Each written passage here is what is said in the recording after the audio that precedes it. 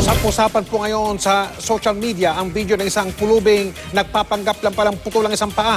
Paalala po ng DSWD at ng pulisya sa ilalim ng batas o sa ating batas.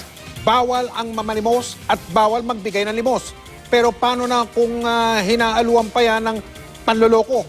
Narito ang pagtutok ni Sherian Torres. Sa cellphone video na ito, kuha ang isang lalaking nakaupo sa sidewalk sa Pasig City. Nakaumbok pa ang tila putol na paa sa kanang bahagi ng kanyang shorts.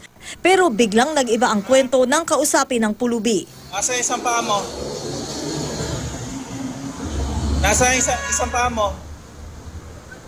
Nasa isang paa mo? Pakita mo. Tayo ka nga.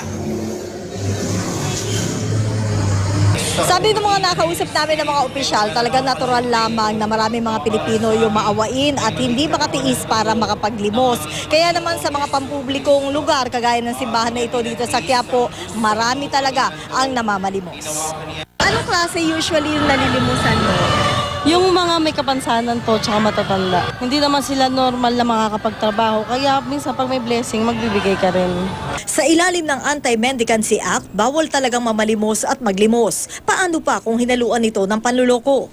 Malaking tulong sa publiko ang pag-upload ng ganitong video para magbigay ng babala laban sa mga manluloko. Sabi ng Department of Social Welfare and Development, agad daw humingi ng tulong sa mga pulis kung makakakita ng ganitong panluloko. Katulad nitong incident na ito ay nagbibigay sila, ayun pala ay niloloko sila. Kunyari, wala siyang kanan paa.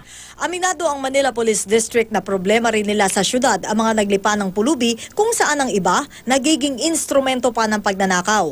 Pero hindi raw nila basta pwedeng damputin ang pulubing mahuhuling nanloloko. Kung wala naman pong ibang complaint sa kanila na maaring sila ay sinasabing nagnakaw, dun lang po sa pagkakataon yun na pwede silang kunin ng ating pulis. Pinipilit po natin na sila ay kunin sa pangunguna po ng DSWD. Kaya ang pakiusap na lang sa publiko ng tagapagsalita ng MPD. Mas piliin natin na kung tayo may tutulong, maaring sa paraan ng pagkain, wag na po sa paraan ng pananalapi. Sherian Torres, Nakatutok, 24 Oras.